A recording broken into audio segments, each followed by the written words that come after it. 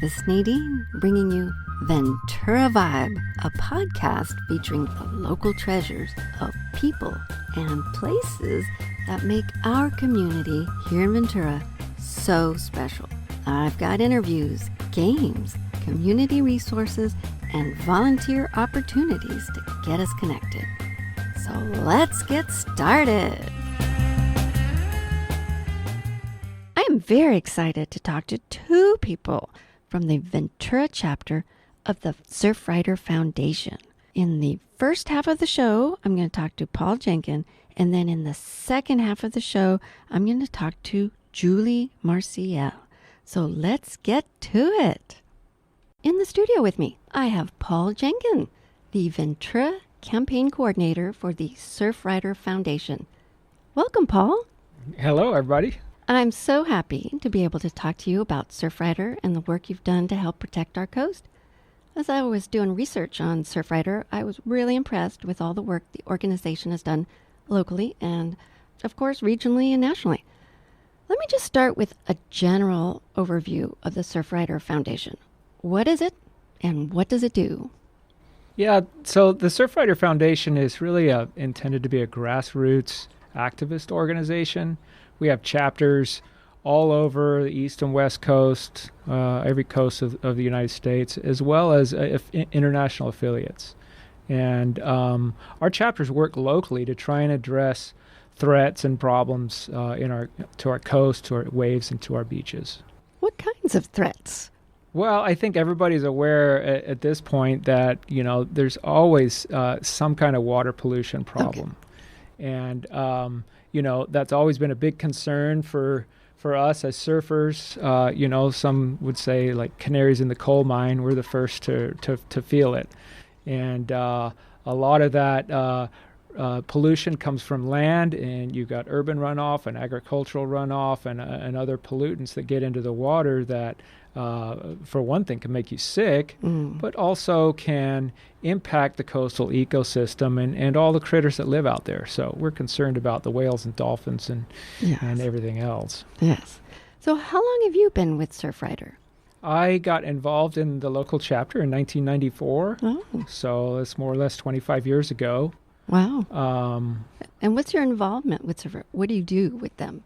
Well, I came to Surfrider with a background in ocean engineering, and this was at a time when there was a proposal to build a seawall the entire length of Surfers Point in Ventura. And I have been able to apply my engineering knowledge over the last 20 years to, first of all, to stop that seawall, but also to actually design, develop, and implement one of the world's foremost examples of what we call managed shoreline retreat, where instead of building a seawall to try and protect something, we're actually moving that stuff out of the way so it's out of harm's way, and then restoring the beach so we have natural beach in front. Your website lists 9 campaigns or programs. You got a lot going on. I'd like to narrow the focus of this show it's a half-hour show, to the Surfers Point Managed Shoreline Retreat, and I think you're hinting about that one, Know Your H2O, and the Matilaha Dam Ecosystem Restoration Programs. So in one of your videos that I watched, you talked about integrated problem-solving strategies. Is that part of the managed care that you're talking about? Yeah, the managed retreat is, first of all, it's retreat from the coast. It's moving threatened infrastructure, in this case, the bike path and the parking lot.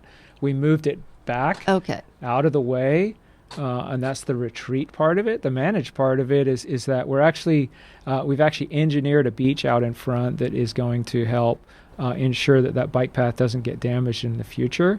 And we've imported tons of cobble, and there's sand dunes on top of it, and it looks like a natural beach out there. How does the Matilaha Dam project restoration impact the coast? And these 3 programs work together, correct? Can you take me through it? Yeah, so, when I started doing the research about the causes of coastal erosion, there's a lot of papers out there that are trying to add up all the sand and cobble that we're not getting on our beaches because of dams. And the Matilaha Dam on the Ventura River has become sort of an iconic example of a dam that is no longer serving any purpose. It's an obsolete structure sitting up there. It's almost completely filled now with sand and river cobble that has accumulated behind there over the last 60 years or so. All of that, which would have been on our beaches. And so in looking at the erosion problem that was created the need for this managed retreat, I realized that removing the dam would help restore that natural supply to the coast. Right now, does it hold up water, the dam, or is it dry? Yeah, that's the thing about dams. Every dam in the world is destined ultimately to fill with sediment.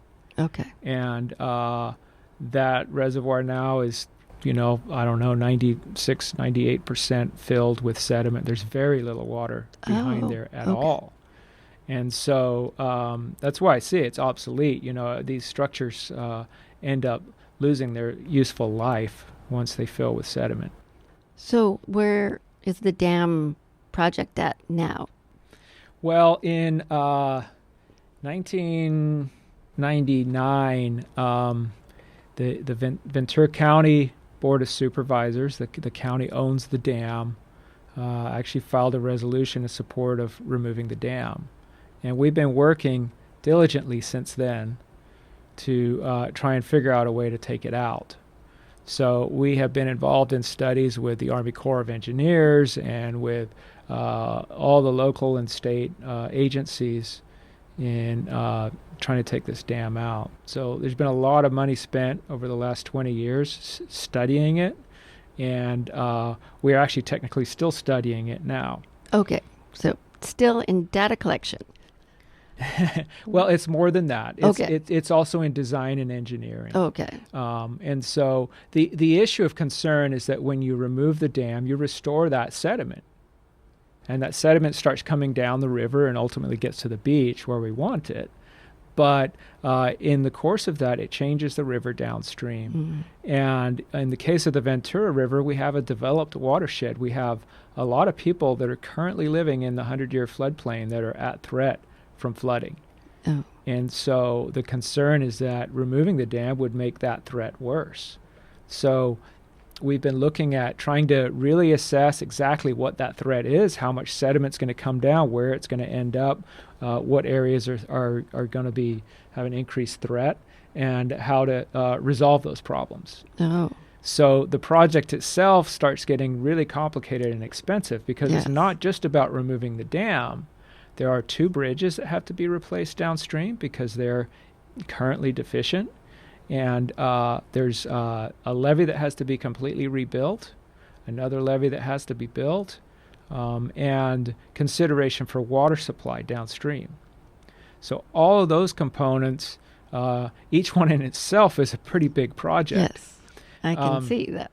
And the really good news on this is we're not only just studying it, but we have actually completed the design of the Santa Ana Bridge, which is in Oakview. And we have actually also now secured funding, a $13.5 million grant through the California Department of Fish and Wildlife to reconstruct that bridge. Wow. So that's the first component of the project that will start next summer. Is there a number of organizations that you're working with? Well, working groups, I guess. Yeah, back when the project started, around 2000, we formed the Matilaha Coalition, which was really intended to coordinate the various non-government interest in the project. And so we have local, state, and federal non-government organizations as part of that. And would you say they're like partners? Agencies and we're groups? We're the non-government partners, and we're working directly with the County of Ventura, who's the lead agency on the project, along with all of the other state and federal and local agencies that are involved. So, like I said, there's a lot of different components to it, so it gets really complicated. Yes. And I'm trying to keep up. Well, my role is just to really keep pushing the project along, trying to expedite solutions to these various project components, and work directly with the county in trying to get the funding and trying to work through these technical studies. So would you say that you're informing and advising like city council and county supervisors, or is your role, it's more than just advising? Yeah, it's more than just that, because I'm involved in the actual technical studies that are going on. Okay. And, I think I mentioned I have a background in ocean engineering. Mm-hmm. Actually, I have a master's degree in engineering. And so I'm able to apply that in an engineering setting and in all of these various engineering studies that are going on. Wow. Very impressive. Well, thank you for doing that. We started out in the dam. And so how does that project impact the coast? Because is it about getting the sediment to the beach and having a beach? Or how does that relate to the coast? Yeah, absolutely. What we've seen is that when you build things right on the beach, you start to lose the beach, especially with rising sea levels. And so as our beaches narrow due to a lack of sand supply and rising sea levels, we start to lose, the whole reason that many people live in Ventura is for our beaches. So the aim is to try and restore that natural sediment transport so that we do have beaches into the future, and so that we have a little bit more of a buffer to sea level rise. And in the case of the retreat project, we bought a lot of time on sea level rise by moving back away from the beach and actually elevating that beach by building these dunes and building things up. So the beach has been fortified and has demonstrated its resilience to large winter swells. The thing in Ventura is that the reason this is such a great place to surf is that in the winter we get these massive swells that come all the way across the Pacific Ocean. It could be 15 or 20 foot waves, and a point like Surfer's Point is able to be ridden at a fairly big size, but at the same time, when those waves hit the coast, they damage things that are on the beach, like parking lots and bike paths, as well as take the beach away and narrow the beach. And you were part of the program that replaced the bike path, correct? Yeah. So Surfrider has been working with again, a variety of local and state agencies on what we call the Surfers Point Working Group. Okay. And so this is involving the parking lot that's on the fairgrounds property. And the city has really taken the lead on this project. So it's primarily the city and the fairgrounds, along with the State Coastal Commission, the Coastal Conservancy that has funded a large portion of this, and other state agencies. Where do people find more information about Ventura coastal issues? Yeah, the Ventura chapter of the Surfrider Foundation has a website. It's ventura.surfrider.org. Okay. And all of our events and all of our campaigns are all listed on there, so there's a lot of information there. I have been maintaining what they call a blog, because not only is it a good reference in the future, it helps me remember what's been going on and when it happened, but it's also a great reference for people who are doing research about coastal issues in Ventura. And that is at venturariver.org. Okay. I see there was a little link to your blog on the Surfrider.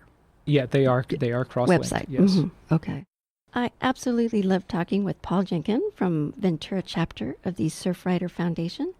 I feel like I've learned so much, and I feel so inspired to be even more mindful of our precious water resources and to look at a bigger picture of resource management. Thank you, Paul, for being here and for your really great information. No, thanks for having me. It's been fun. Okay, we're going to take a little break. When we come back, I'm going to talk to another Surfrider program coordinator about the impact of plastics on our coast and what can be done about it. Stay tuned. Thanks for listening to Ventura Vibe. a podcast celebrating the local treasures of Ventura, California. I'm your host, Nadine. In the studio with me is Juli Marciel, also from Surfrider, and she's involved with some very important campaigns in Ventura. Thanks for joining me, Juli. Good morning. Thank you for having me. Rise Above Plastics. It's a Surfrider national campaign, right? Correct. It's a campaign that's an umbrella basically for a lot of other campaigns, all having to do with trying to rid the environment of various types of plastics. Okay. And so the program that you are involved with here locally is also called Hold On to Your Butt and also Beach Cleanup Campaign. Yes? Yes, and the Plastic Free Ventura campaign. Okay. So let's start with a general overview of the Rise Above Plastics program. What's the mission and why does it matter? Well, the mission is that Surfrider is dedicated to protecting our oceans, waves, and beaches. And I'm sure most everyone is aware that we have a terrible problem with plastics in the ocean. If we don't do something by 2050, we're going to have more plastic in the ocean than we have fish. So what our goal is to reduce the amount of plastics that are being used and also to educate people about how bad plastics are for our environment and to keep those plastics out of our environment and especially to keep them from going into the ocean. So they're basically 4 R's. Ooh, okay. We want to reduce the amount of plastic we're using. So that would involve when you're shopping, when you're doing something, you want to look for packaging that is more biodegradable. Maybe buy glass instead of plastic bottles. We have web pages that are on our website that will give you all kinds of information about how to do that. But the first thing you want to do is you want to reduce the amount of plastic that you're using. Sure. Then if you want to also reuse the amount of plastics that you have. If you have plastics that containers that can be reused, put them in your dishwasher, then reuse them. Stop taking using plastic bags that are just going to be thrown away because they can't be recycled, things like that. Then you can also repurpose plastic. You can take those plastic containers that you washed and used and use them for leftovers or use them to give to people to take food home in or do any number of things with them. You can just use your imagination and repurpose them. And then, of course, the last thing that you can do when you can't do anything else with them is to hopefully recycle them. And when we're talking about recycling, that's also a very touchy subject from the standpoint of the fact that if you're looking at the recycling code on the bottom of a piece of plastic, most people think that just because there's a recycle code on it, that means everything is going to be able to be recycled. That's not accurate. Usually only those that have 1 and 2 on them are actually going to be recycled. The other ones, unless you have industrial recycling, which we don't have here in Ventura County, you might get to the 3s and 4s, and the 5s and 6s are basically not going to do anything but end up in a landfill. Oh, okay. Something to pay attention to. Okay.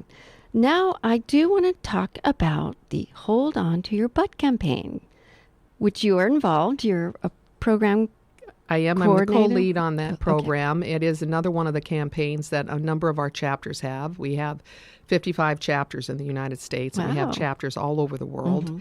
And many of the chapters have Hold On to Your Butt campaigns.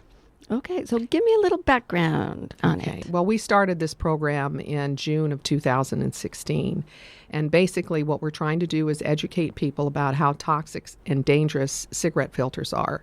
Cigarette filters are made out of plastic. Many people think that they're not plastic, that they're just paper and they're on the end of a cigarette. That was surprising for me to find out. Yes, many people are not aware of that. And the other thing they're not aware of is that when the cigarette industry actually put filters on the end of cigarettes because people were worried about ingesting all the tobacco or smoking, bringing that into their lungs, they put these plastic filters on the end, and so now you're drawing those toxins over hot plastic, which makes the toxins even worse.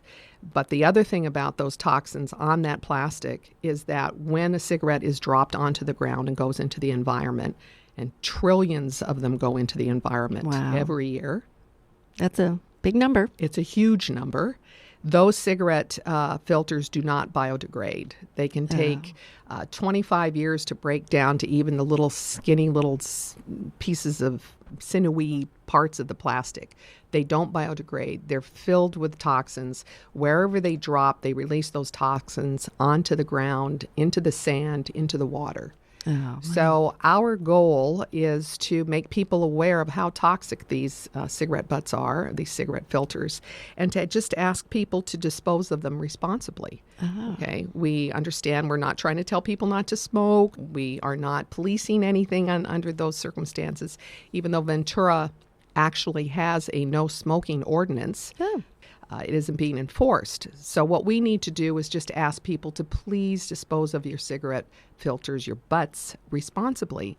And in order to do that, we have been trying to educate people at different events, but we've also put up, hopefully people have seen them, our Hold On To Your Butt ash cans in various locations throughout Ventura. Yes. We currently have 99 of those ash cans up in Ventura. And there are 2 in Oxnard at the Seabridge Marina. Okay. Oh, good to know. So what we do with those ash cans, once we have them up, those cans have been sponsored by the city of Ventura, as well as numerous other donors and individuals, along with Surfrider.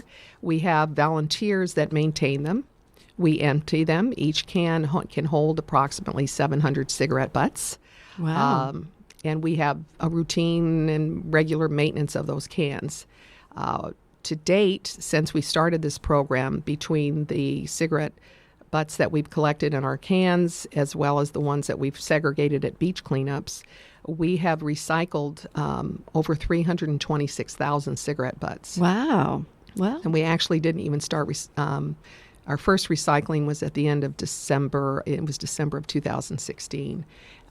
So we, as I said, to date, we've recycled over 326,000, and we already have another 50,000 waiting to be recycled, which we'll probably do at the end of December or the beginning of January. Well, now, how do you recycle cigarette butts? What happens to them once you've collected them? Well, then we are volunteers. Yet again, this is 100% volunteer. We get together, we get all of the cans, the 5-gallon buckets, which hold about 5,000 of them, and we usually have anywhere from 10 to 12 buckets filled with cigarette butts. We kind of put on our face masks and kind of suit up, and then we have to double package them up, box them up, and then we send them off to a place in the Midwest called TerraCycle. Ooh. And TerraCycle then takes them and turns them, because again, they're plastic.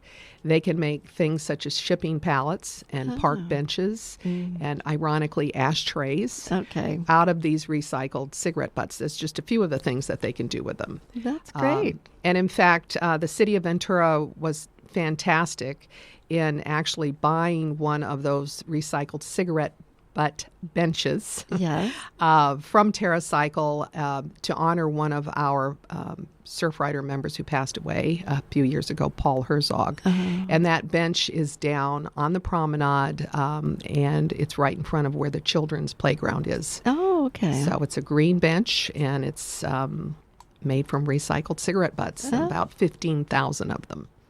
Well, I'm going to have to go check out that bench. Okay. That is on my list.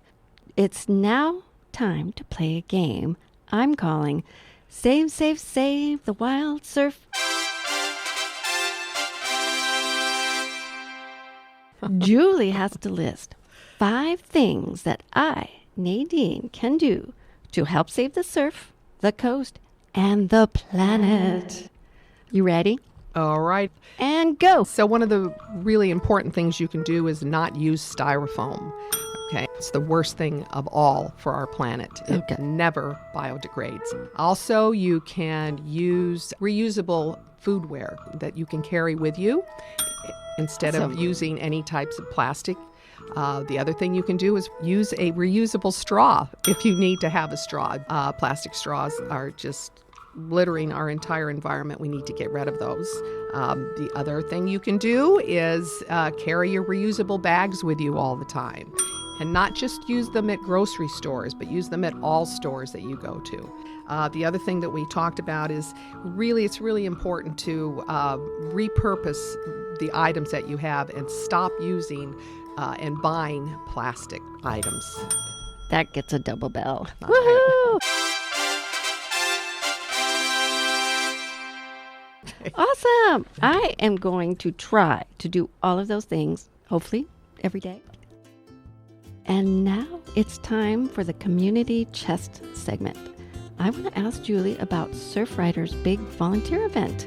And it's an ongoing event, the beach cleanups. Yes, our beach cleanups. We have those beach cleanups on the fourth Saturday of each month. They're held out on the promenade. That's where we set up across from the Crowne Plaza. And for the volunteers that come out to help, we have everything that you need. We also, at that time, when we send volunteers out to do their pickups, we actually fix other little containers onto the buckets that they go out with in order to segregate the cigarette butts. That's how we managed to get so many cigarette butts at the cleanups. And we have, most of the time, the area that is covered starts at the pier and goes all the way down to the river estuary. And our beach cleanups have been growing in participation, and it's absolutely wonderful to see. They're very popular. They are extremely popular, and they're critical because, again, what we need to do is keep things from going into the ocean. So we have to stop it at its source. We have had fantastic participation. It just so happens I have some numbers for you. Okay. This year we had a fantastic 2,624 volunteers show up over those at different times at different beach cleanups. Woohoo! 4,410 pounds of trash has been picked up, and we've collected over 26,950 cigarette butts. Oh, wow. So that's what the volunteers have done, and in doing that, they've kept all of that from going into our ocean. They've kept our marine animals safe, and they've kept it out of the stomach of the birds. Very good. Well, thank you so much, Juli and Surfrider and all the volunteers for all your hard work. That's our show for today. Thanks for joining us. Thank you. Thanks so much for listening to Ventura Vibe, a podcast dedicated to celebrating the community of Ventura, California.